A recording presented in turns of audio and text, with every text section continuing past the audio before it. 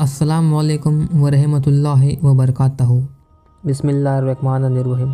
अबू नस्र नामी एक शख्स अपनी बीवी और एक बच्चे के साथ गरीबी में ज़िंदगी बसर कर रहा था।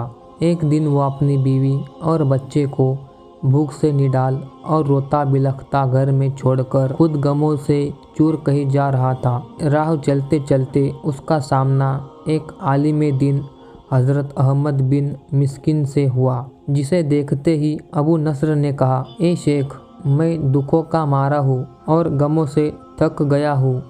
शेख ने कहा, मेरे पीछे चले आओ, हम दोनों समुंदर पर चलते हैं। समुंदर पर पहुंचकर शेख साहब ने उसे 2 रकात नफल नमाज पढ़ने को कहा। नमाज पढ़ चुका तो उसे एक जाल देते हुए कहा, इसे बिस्मिल्लाह पढ़कर समुंदर में फेंक दो। जाल में पहली बार ही एक बड़ी अजीम मछली फंसकर बाहर आ गई। शेख साहब ने अबू नस्र से कहा, इस मछली को जाकर फ़रोख्त करो और हासिल होने वाले पैसों से अपने घर वालों के लिए कुछ खाने पीने का सामान खरीद लेना। अबू नस्र ने शहर जाकर मछली फ़रोख्त की।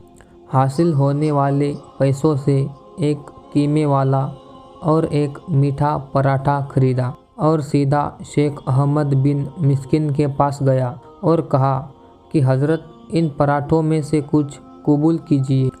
शेख साहब ने कहा, अगर तुमने अपने खाने के लिए जाल फेंका होता तो किसी मछली ने नहीं फंसना था और मैंने तुम्हारे साथ नेकी गोया अपनी भलाई के लिए की थी, ना कि किसी मजदूरी के लिए। तुम ये पराठे लेकर जाओ और अपने घर वालों को खिलाओ। अबू नस्र पराठे लिए खुशी खुशी अपने घर की तरफ जा रहा था कि उसने रास्ते में भूख से मारी एक औरत को रोते देखा, जिसके पास ही उसका बेहाल बेटा भी बैठा था। अबू नस्र ने अपने हाथों में पकड़े हुए पराठों को देखा और अपने आप से कहा कि इस औरत और इस बच्चे और मेरे अपने बच्चे और बीवी में क्या फ़र्क है? मुआमला तो एक जैसा ही है। वो भी भूखे हैं और ये भी भूखे हैं। पराठे किन को दूँ? औरत की आंखों की तरफ देखा तो उसके बहते आंसू ना देख सका और अपना सर झुका लिया। पराठे औरत की तरफ बढ़ाते हुए कहा, ये लो, खुद भी खाओ और अपने बेटे को भी खिलाओ। औरत के चेहरे पर खुशी और उसके बेटे के चेहरे पर मुस्कुराहट फैल गई। अबू नस्र गमगीन दिल लिए वापस अपने घर की तरफ ये सोचते हुए चल दिया कि अपने भूखे बीवी बेटे का कैसे सामना करेगा।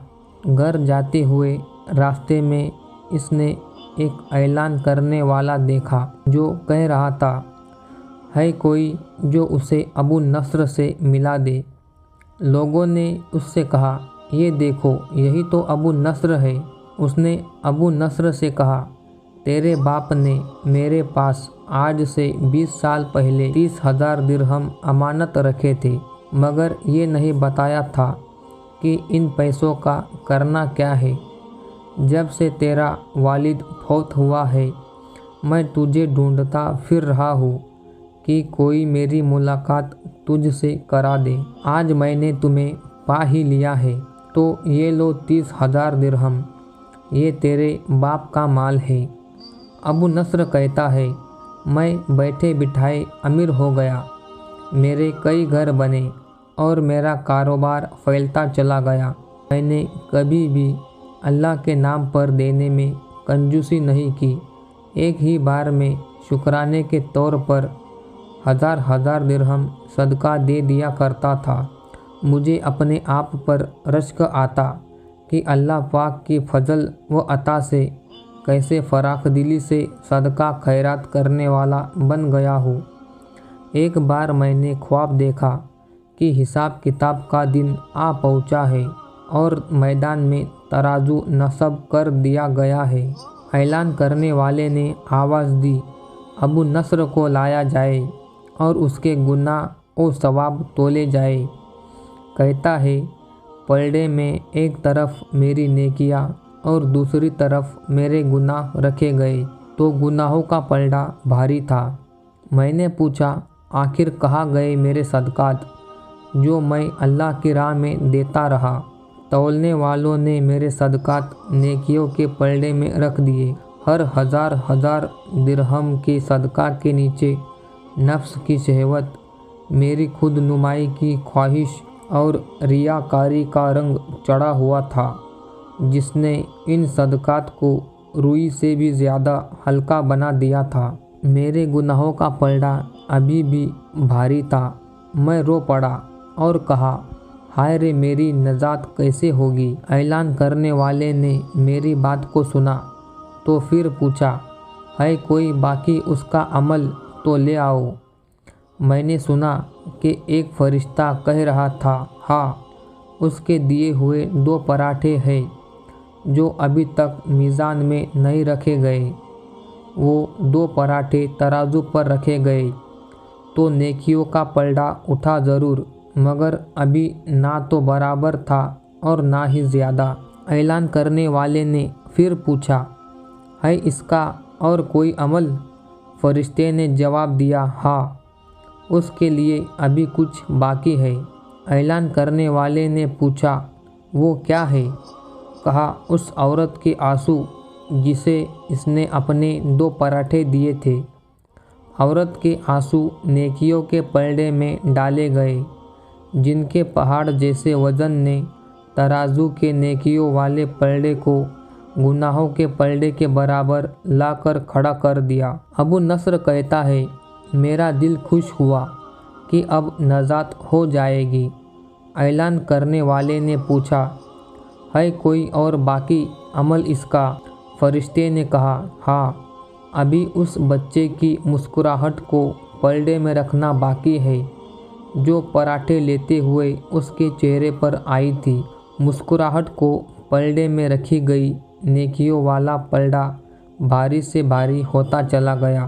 اعلان کرنے والا بول اٹھا، یہ شخص نجات پا گیا ہے۔ ابو نصر کہتا ہے، میری نیند سے آنکھ کھل گئی اور میں نے اپنے آپ سے کہا، اے ابو نصر، آج تجھے تیرے بڑے بڑے صدقوں نے نہیں بلکہ آج تجھے تیرے 2 پراٹھوں نے بچا لیا۔ میرے پیارے عزیزوں اور دوستوں، اس واقعے سے ہمیں سبق لینا چاہیے۔ اللہ کا فضل و کرم اور مصطفیٰ جان رحمت کے فیضان نے اگر آپ کو امیر دولت مند کر دیا ہے تو خدارا خلوص کے ساتھ اپنی دولت کا صحیح استعمال کرے۔ آپ کے مال و دولت پر اگر آپ کا، آپ کے اہل خانہ، آپ کے رشتہ داروں کا حق ہے تو اسی دولت پر غریبوں کا بھی حق ہے۔ اللہ پاک ارشاد فرماتا ہے، لہٰذا بغیر شہرت و ناموری اور بغیر سیلفی کے حقدار کو اس کا حق دے، تاکہ کسی کی عزت نفس مجروح نہ ہو اور رب کی بارگاہ میں یہ نیکی قبول ہو۔ میرے بھائیوں اور بہنوں، یہ نازک ترین وقت امتحان کا ہے، غریبوں کی غربت و صبر کا امتحان، امیروں مالداروں کے خلوص و سخاوت کا امتحان۔